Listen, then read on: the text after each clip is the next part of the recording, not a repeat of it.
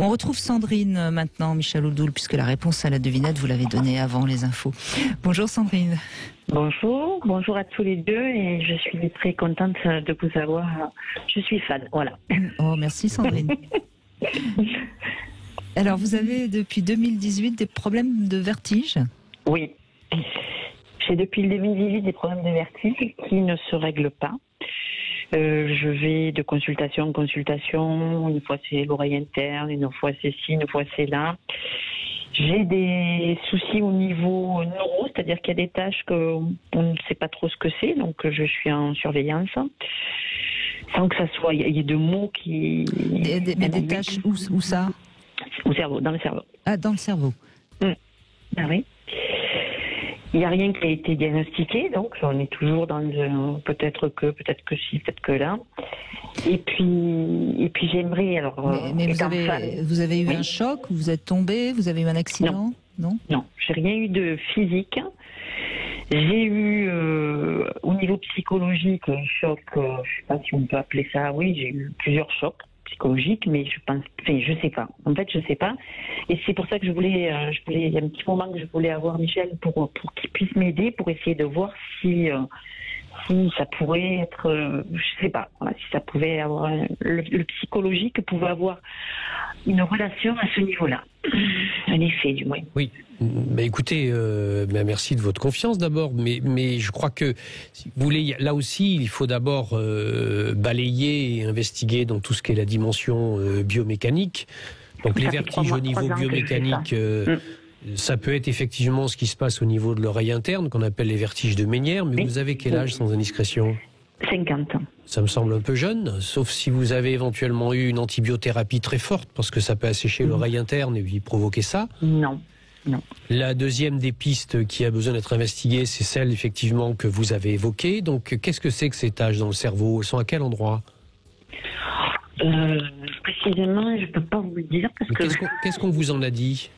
Taches blanches, avec au début, il y avait un début de diagnostic de sclérose en plaques qui a été non pas annulé, mais pas confirmé, pas infirmé. Voilà, c'est. Là, il faut que vous voyiez éventuellement avec un neurologue si c'est des résidus, je sais pas, les cicatrices de J'ai vu un neurologue. J'ai vu un neurologue. Ils savent pas.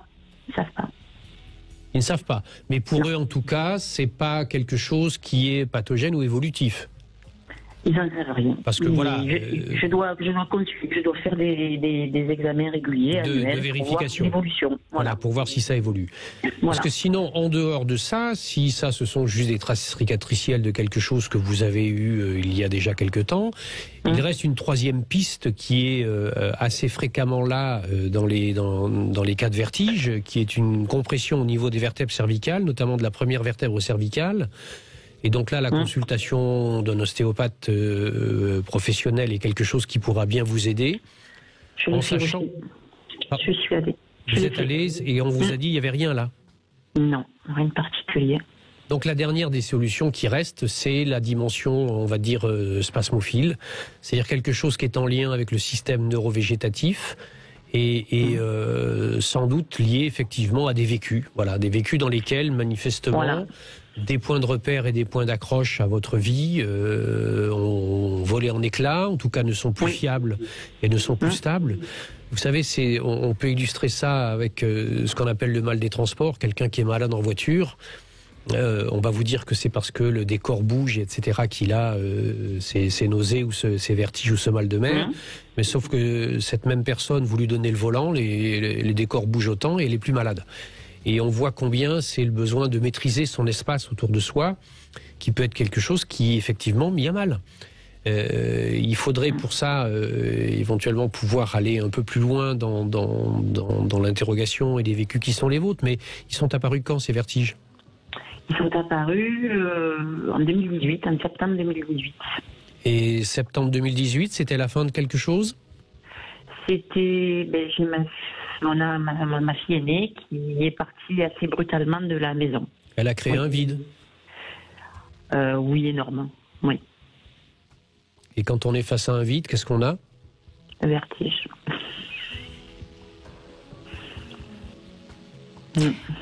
Ça vous parle évidemment, hein, Sandrine.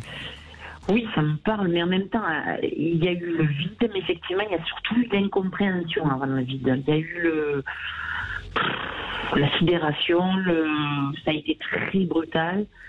Oui, mais vous voyez, c'est intéressant parce que vous allez nous parler des 4 étapes qu'il faut passer quand on doit traverser une rupture, quelque chose de très difficile. D'abord, en tout cas, les repères vous échappent. D'abord, on n'y croit pas. Ensuite, on est en colère. Et puis, normalement, ensuite, on accepte et ensuite, on lâche prise. Sauf qu'à mon avis, vous êtes toujours dans les 2 premières étapes, ce qui expliquerait les vertiges. Alors pourtant, ce qui est bizarre, j'y ai pensé à cette solution-là, mais nos relations se sont totalement clarifiées, c'est beaucoup plus calme, j'ai accepté la chose, je pense l'avoir accepté. Oui, mais vous n'avez peut-être pas accepté le choc que ça vous a provoqué et la douleur que ça a provoqué chez vous. Vous voyez, vous l'avez accepté, bien sûr, vous aimez votre fille. Sauf que la conscience du vide est toujours là, puisque vous nous en parlez. Comment on fait pour accepter alors, la douleur que j'ai eue, comment je fais, moi? Comment vous faites pour l'accepter? Oui. Il faut la regarder en face, il faut la nommer, quitte à prendre une feuille de papier et à la décrire. Oui. Il faut voir ce qu'elle signifie pour vous. Il faut vous poser la question de savoir ce que vous pourrez mettre à la place. Oui, parce que le vide, il n'a pas été remplacé pour l'instant. Bien sûr, voilà. Il y a ce manque. Vous voyez ce que je veux dire, Sandrine? Mais j'ai une famille, j'ai d'autres personnes vers qui je me suis tournée, vers qui... Alors ça vous renvoie peut-être à quelque chose qui parle de vous. Peut-être que vous, quand vous aviez son âge ou quand vous étiez plus jeune, il y a eu quelque chose qui a été réactivé par le départ brutal de votre fille, vous voyez? Non, par contre, là, on me dit ça me fait penser, mon ex-mari m'a quitté aussi brutalement qu'elle m'a quitté. Bon, vous voyez. 10 ans avant. Et donc, c'est peut-être, ça c'est important, parce que quand on n'a pas bien pu faire un travail sur quelque chose, en général, quand une autre chose du même symbolisme revient, à ce moment-là, on perd pied. Surtout sur cette mécanique que vous évoquez à travers le terme brutalement. Dans les 2 fois, ça s'est fait brutalement. Ça veut dire que vous n'en avez pas vu les signes avant-coureurs. Non. Et c'est ça qui génère en vous le sentiment d'insécurité. C'est-à-dire que quelque chose vous échappe et vous ne voyez pas pourquoi ça vous arrive. Oui. Et c'est ça dont vous avez sans doute besoin, c'est d'essayer d'identifier, d'objectiver. Alors vous dites que les relations se sont pacifiées avec votre fille, c'est ça? Oui, tout à fait. Si elles se sont pacifiées, c'est qu'il y a eu la guerre. Oui, pendant un moment, il y a eu la grosse colère, l'incompréhension, la guerre, non. Mais disons qu'il y a eu un rafraîchissement des... Eh bien, il va falloir en reparler avec elle. Il va falloir lui demander le plus tranquillement et le plus ouvertement possible qu'elle vous exprime ses ressentis à elle, à tort ou à raison, ça n'a pas d'importance, mais les ressentis qui ont été les siens et qu'est-ce que c'est qui l'a conduit à partir si brutalement. Parce que ça va vous amener peut-être des éclairages sur des attitudes, des habitudes, des comportements, des peurs, des craintes, etc., dont vous n'aviez pas conscience, mais qui vous amenaient à avoir une attitude qui a fait qu'un jour elle a décidé de partir. Parce que si 2 personnes proches de vous partent brutalement, c'est peut-être parce que vous êtes un peu dans le contrôle et que la seule manière de vous quitter, c'est de le faire brutalement, parce que sinon, vous ne l'entendez pas. Enfin, c'est une hypothèse, encore une fois. Est-ce que vous avez pacifié votre relation avec votre mari, votre ex-mari? Pacifié, c'est difficile à dire. Mon ex-mari, une fois je vous en avais parlé, il m'a quitté parce qu'à 40 ans, il s'est découvert homosexuel. Ça a été donc très brutal parce que c'est moi qui l'ai réalisé, il ne me l'a pas dit. Donc, je l'ai vécu comme une trahison. Et ma fille est partie chez son père à ce moment, 8 ans plus tard. Oui. Donc, retrahison, voilà. Ben oui, bien sûr. Pour moi. Oui, voilà, bien vécu sûr. comme ça. Oui, mais c'est ça, c'est la perte des repères. Il n'y a plus de fiabilité autour, vous n'avez plus de potentiel de confiance. C'est ça qu'il va falloir retravailler. Il va peut-être nécessiter à vous faire aider. Vous savez, il y a quelque chose et il y a une technique qui peut vraiment vous aider. Alors, je verrai qu'en ce moment, c'est un petit peu difficile, étant donné le contexte. Mais par exemple, vous inscrire dans un cours de théâtre ou dans une chorale. Ça fait vraiment partie des pratiques qui semblent comme ça être un peu anodines, mais qui sont des reconstituants de la confiance en soi qui sont absolument extraordinaires. De faire partie d'une chorale, ça aide à la confiance en soi. Absolument, parce que même quand on chante comme une casserole, vous chantez dans une chorale, vous vous mettez à chanter bien.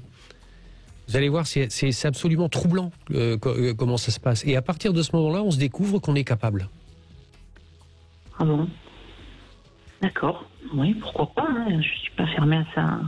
Ça, ou un cours de théâtre, des choses comme ça, qui sont des choses dans lesquelles, en fait, vous allez pouvoir vous investir dans quelque chose, dans un premier temps, qui semble pas être vous, et dans lequel vous allez vous découvrir. Et vous allez vous rendre compte que finalement, vous êtes peut-être pas si dépendante des repères extérieurs, parce qu'il y a de la solidité au fond. D'accord. Parce que vous savez, quand on trahit, celui qui a un problème, c'est pas celui qui est trahi. Oui, mais secondairement, c'est celui qui a des problèmes, celui qui est trahi. Bah, pas forcément, Sandrine. C'est pas, enfin, quand vous découvrez que votre mari est homosexuel, vous y êtes pour rien. Hein. On y est pour rien, mais on peut. C'est énorme. Au bout de 20 ans de vie commune, c'est. Ah mais c'est une. Il y a un immeuble qui vous tombe sur la tête. Ça, je suis totalement d'accord avec vous, Sandrine. Mais non seulement vous n'y êtes pour rien, mais de toute façon, vous ne pouvez rien faire. Ben oui. Donc c'est aussi cette. Ça vous échappe. Voilà, c'est aussi ça qui est difficile pour vous. Je crois qu'il y a peut-être un peu de travail de lâcher prise à faire aussi. Vous savez, dans la vie, on ne sait pas ce qui nous attend. Il y a des tas de choses qui nous tombent sur la tête. Et puis, c'est comme ça. Si on commence à vouloir tout contrôler, on ne peut pas y arriver. Et là, je crois que vous avez besoin de vous faire du bien, de lâcher, de vous reposer. Et puis, dernière chose, si vous avez un médecin homéopathe, vérifiez si vous n'avez pas un déséquilibre en magnésium. Le magnésium est un métalloïde assez important pour le système nerveux et des déséquilibres sur le magnésium peuvent participer à ces états de vertige, etc. Mais ça, ce sont des réponses mécaniques. La réponse de fond, elle est effectivement sur le fait de vous réapproprier des repères de stabilité pour vous.